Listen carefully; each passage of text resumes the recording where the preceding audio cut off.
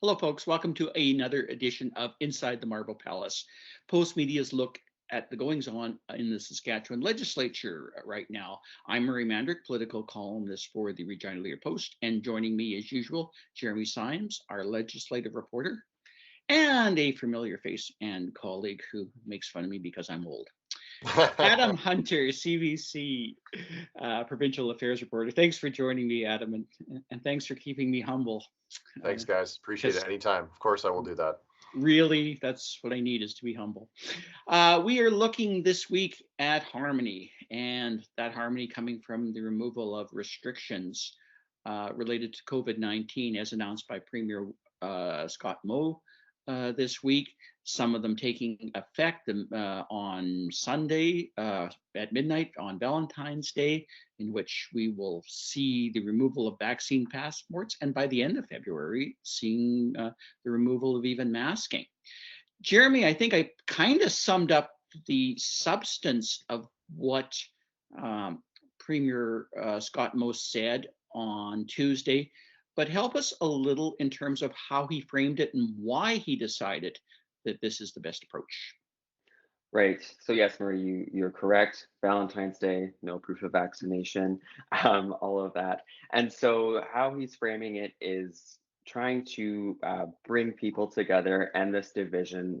He was saying, I guess what he was saying or suggesting was, people in our families, you are pro-vaccine, you might be anti-vaccine, and that's causing a lot of maybe fighting between your family members. So by getting rid of these restrictions, perhaps we don't have to talk about these measures anymore, and maybe we can all come together and heal. So that was his main message there yesterday. Obviously, this has implications for people in the business community, schools, and so a lot of those people are kind of taking it in and adjusting as needed. That's interesting, and we'll get into that in a moment in terms of what implications it's going to have on various aspects of our community. But I want to bring Adam in here at this particular moment, because there's a lot of people that are saying that this won't heal, that until we sort of come to some consensus better than what the Premier described as to what the science really is at this particular point related to the vaccine spread, that it's going to be very hard for us to come together and heal. In fairness to the Premier, and I think he has a decent enough point, because we're seeing this all over the country, really all over the world. Omicron is less severe. We are seeing situations where other jurisdictions are starting to open up simply because they're not seeing the same result as during the Delta wave. All that said, we still have a huge problem in Saskatchewan related to rising hospitalizations that we aren't seeing much about right now. The Premier's telling us to make informed choices, but maybe a lot of people aren't happy about not having enough information to make it informed choices. So what are you seeing is the two sides of the debate, Adam, and why it might be difficult for everybody to come together? Yeah, I think there's some nuance to it, because I think, as the Premier pointed out, and as some people who are in favor of restrictions being removed in this way, say that they're not a fan of the mandates. They may not be a fan of the vaccine passport. The Premier likes to say that people that got vaccinated weren't comfortable with being told where they could and couldn't go by the government. And there's obviously pandemic fatigue. I know we all feel it. So there's a lot of different aspects to it. The interesting thing to me, Murray and Jeremy, is that you have a dismantling of all the COVID measures in Saskatchewan by the end of the month, coupled with us getting less information as a public on what's happening with COVID as a result of just weekly reporting, transitioning, eventually moving to monthly reporting. We're one of the only jurisdictions in North America that's moving to weekly reporting of COVID. As you mentioned, the Premier saying we should do a personal risk assessment. Yesterday, the leader of the opposition saying it's hard for people to do that risk assessment if they don't know what the risk is. They don't know how many cases are in their area. They don't know the test positivity rate. They don't know hospitalizations in their area. We saw the FSIN and a number of tribal councils come together with a joint statement saying that they're not in favor of restrictions being removed. They say their communities are more at risk if restrictions are removed. They want them to stay in place. So we see a little bit of a divide there. It was interesting to me that Ryan Miley wasn't calling for the changes not to be made. He made a point about masking, which we'll see at the end of the month, maybe being too soon. I know from, if you hear from Dr. Theresa Tam, she's saying as well that we got to get out of crisis mode. That's something that Premier Mo said as well. We hear similar messaging from Dr. Shahab and some of the doctors in the area that say you're going to be exposed to Omicron or COVID-19 over the next number of months. And the key is sort of spreading that out and not it all happening at the same time. But I think once you got a glimmer that maybe things were plateauing or we saw a case positivity rate coming down, and specifically in Regina and Saskatoon, the Premier and the Saskatchewan government was going to jump on this. They've been hinting at it for weeks. They've been teasing people with this. We saw Alberta do the same thing yesterday. They're moving even quicker with some of their restrictions being removed as of Monday, and specifically in schools, which I think is potentially one of the more controversial ones. But one more thing on that dismantling, Murray and Jeremy, is that you see also the provinces actively telling businesses and school divisions, we don't want you to put in your own health measures. And that's a kind of a first, I think, during the whole pandemic. We did see the government directing school divisions at different times, but really leaving it up to them. Now they're saying there's not going to be masks in schools. They're going to be optional. I think people will be uncomfortable with that, at least for a little while. Some people in some areas of the province. We're also going to see businesses that want to keep that proof of vaccination being told by the province, hey, you're not going to have legal protection. We're removing those. We're removing those regulations as of right away. So, and the Premier saying it's our preference as a government that you don't have these. And I think that is a switch that we haven't seen in at least the last few months. Well, it's interesting to me, and I think Jeremy asked one of the money questions, the critical questions, as to why this is happening. And I don't know if I necessarily understood or fully accepted the answer, because it was part of the Premier's talk about blending science with public opinion. But you asked him, Jeremy, very much whether it was related to the convoy, which has varying degrees of popularity. I think people generally support the concept of the convoy, but they surely don't support what he was doing. So explain to people out there what the Premier's response was to that specific question, because I think it's kind of telling. Absolutely. It was telling in a way. It was, again, we're not always getting clear answers all the time, but I think we got a tiny bit more on that. So I asked, how much is this convoy influencing this decision you're making today? He didn't straight up and go, yes, the convoy made us make this decision, but he said there are individuals we hear from. Some of those individuals might be supportive of this convoy, and they have a right to support that. And so we hear from these individuals. So it just kind of suggests, he is hearing from that side of things. Obviously, he hears from the whole political spectrum, but it's no coincidence, right? The convoy started heating up. All of this rhetoric around reducing restrictions came at the same time, and then this idea of speeding it up in a way too started to happen as the convoy. It's still continuing in Ottawa, and we saw it in Regina. Obviously, the leader of the opposition, Ryan Miley, is saying, this is clearly a political decision. He's making that link there specifically. Mo, like you mentioned, is saying, well, this is a blend of science and public opinion and what we're hearing. I guess the science part is a little bit more questionable because we are hearing from doctors, don't do this now. So he's basing that science off, I guess, that PCR data that, again, we don't have access to.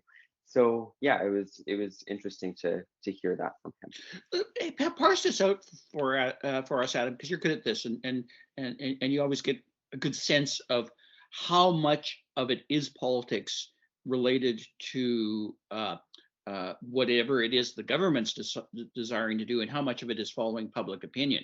And I think Scott Moe actually is in a bit of a conundrum, particularly after the rally in Regina on Saturday and Sunday night, because that rally wasn't exactly terribly supportive of Scott Moe either. That said, I don't necessarily think that he's completely ignoring their message or any message from the convoys in terms of what they're saying, and somehow trying to find a middle ground with the more reasonable message of public opinion. Where is Scott Moe in terms of of his support for this idea conceptually, is a libertarian conservative who doesn't like restrictions, and where is he in relation, Adam, to public opinion and what he's basically doing to follow the wishes of the Saskatchewan people?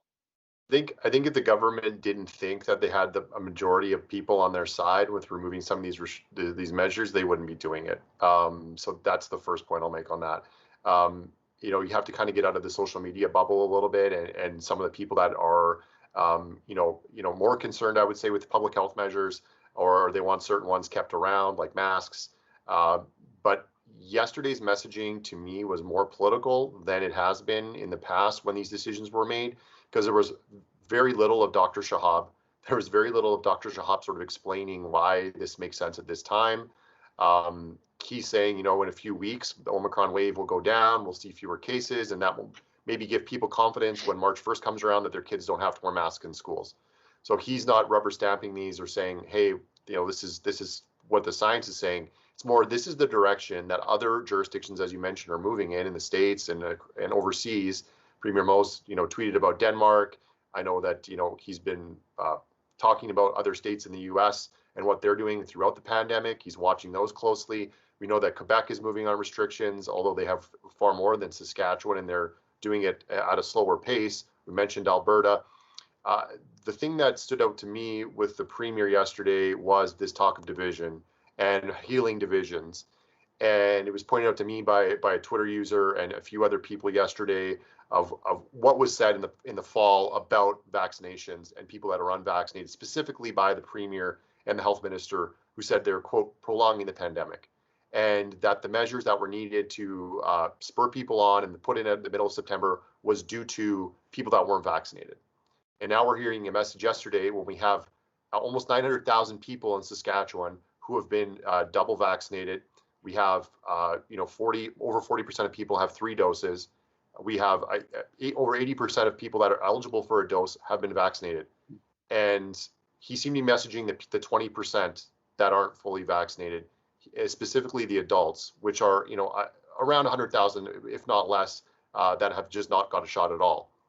That's a minority. That depends on what your definition of minority is. But he's messaging to the people that are vaccinated to not be mean or judge the people that didn't get vaccinated. And a few months ago, the messaging was much different. The messaging was, hey, people get vaccinated. This is on you. Go get vaccinated now. The people that got vaccinated did the right thing, even though even weeks earlier than that, it was, we're going to leave it a personal choice. This is up to you. And I think since Christmas, really, when the Premier started changing his messaging a little bit around supporting each other, healing families, healing friends, he's been trying to sell this message of divided families, divided communities, when in reality, that's true for sure. There are those examples. I'm sure we all know that. But the vast majority of Saskatchewan people, again, have gotten vaccinated. There's a difference between being against a vaccination and wanting the restrictions removed. And I think we're missing that nuance a little bit. That the Premier is saying we're judging people who aren't vaccinated, when in reality, most of the people that are vaccinated, and some of those people do want the restrictions removed. The people that double vax or triple vax are saying, hey, I've been wearing a mask. I've been following the rules. I've done all these things. Maybe I've contracted Omicron and I feel okay. Like the Premier has mentioned his own experience.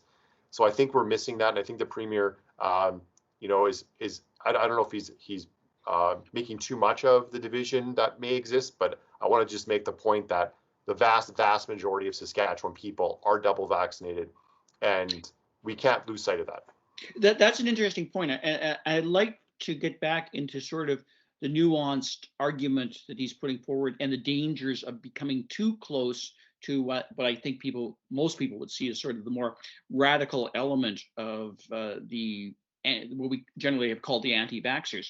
But I'm going to bring Jeremy back in, because I thought the story that you did this week really put matters in a really good perspective. And that was the one related to the business community, the mental health issues, the struggles that they're having, not only financially, but on their very mental well-being because of the pandemic. A lot of people have basically talked about this quietly. Some people that are very supportive of keeping health measures on, are quick to kind of fob this off, particularly if it's coming from certain sectors like the business community. But I thought your story suggested that there's a reality to this that I think, as Adam alluded to, in terms of the majority of people and what the premier is doing, that is being sensed out there, that it is time to remove this. Why were people in the business community telling you it was time, and what were they telling you in terms of what they had to deal with? Right, for sure. And yeah, mental health, it's this other aspect to this whole pandemic thing. But in terms of why it was time, I think they're lots are just really tired of the uncertainty and the unknown of what restriction is coming next, when is it getting lifted, is it coming back again? And I think they just want that stability back where perhaps there are no restrictions and they can just continue and maybe just focus more on their business rather than having to always pivot constantly. I spoke to one business owner. She owns a hair salon, and for her, it was really tough because business has been down, about 50% most months. And she mentioned, the finances are connected to the mental health and this whole uncertainty. And she was saying, I've considered just closing this place up because maybe not so much on the finance side, but my mental health has suffered so much. I don't know if I could really take this anymore.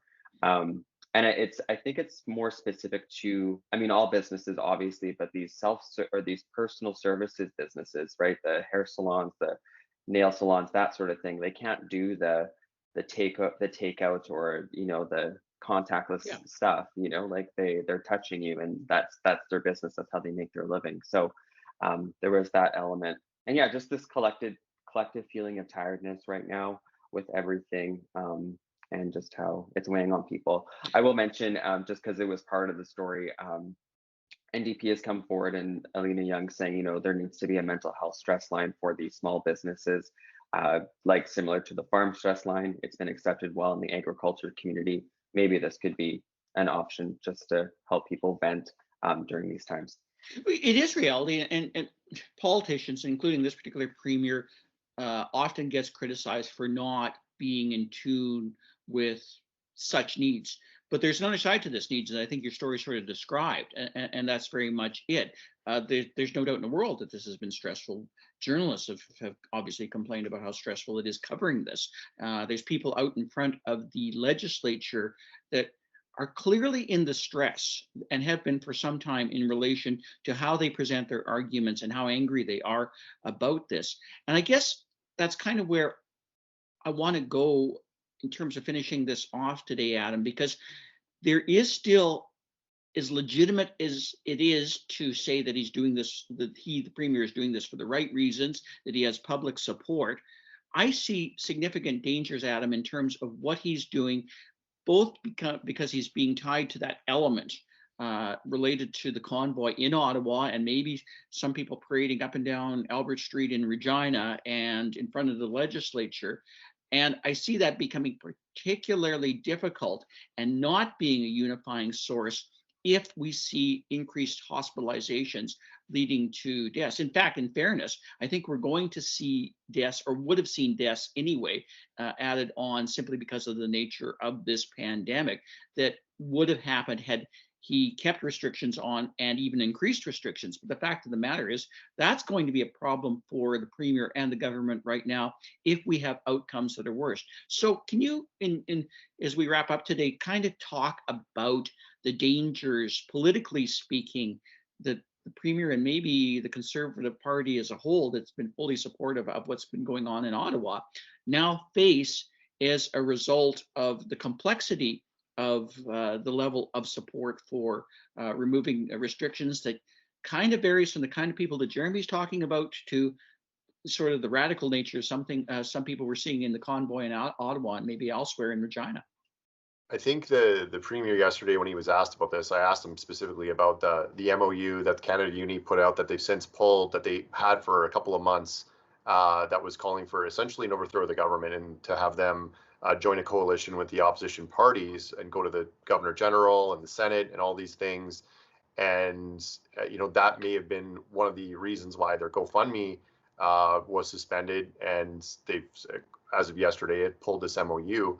And when I asked the Premier about it in relation to the Freedom Convoy and the protests, he sort of sidestepped it and said, the original purpose for this convoy was the cross-border trucker mandates. People can argue over whether that's the true intention of this group that's in Ottawa protesting right now.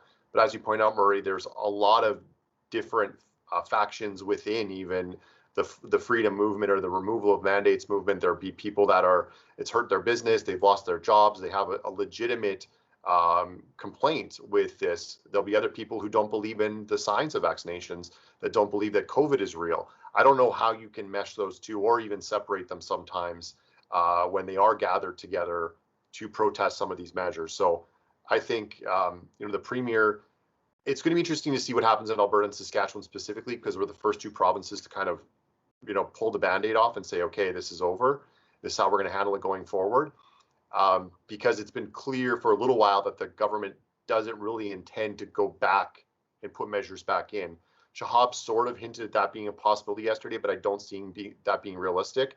Once they've said no more masks, and we see how transmissible this particular variant is, I don't think they're going to be able to say, okay, now Saskatchewan people, it's time to go back to masks. It's time to, go to online school. It's time to bring a vax passport in. Once it's done, it's going to be done. And I don't know how you then communicate to people that are preaching for freedom that they need more freedom when you've just given them, what's been on their wish list. If it's more than that, if it's, deny that COVID is a real thing, or we're going to give people their jobs back, which have been some of the demands of people in these protest groups, the Premier can't deliver on that.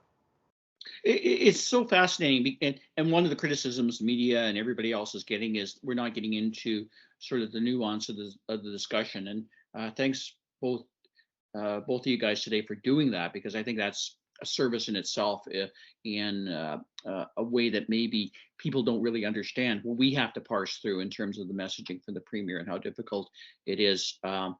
So Jeremy, Adam, thank you so much for joining us. So much more we could be talking about today, but hopefully we'll carry on in the next edition of Inside the Marble Palace. And hopefully we'll have some good news to talk about in terms of the Premier being right about numbers falling and hospitalizations. I guess that's kind of what everybody really wants. Thanks, guys. Thank you.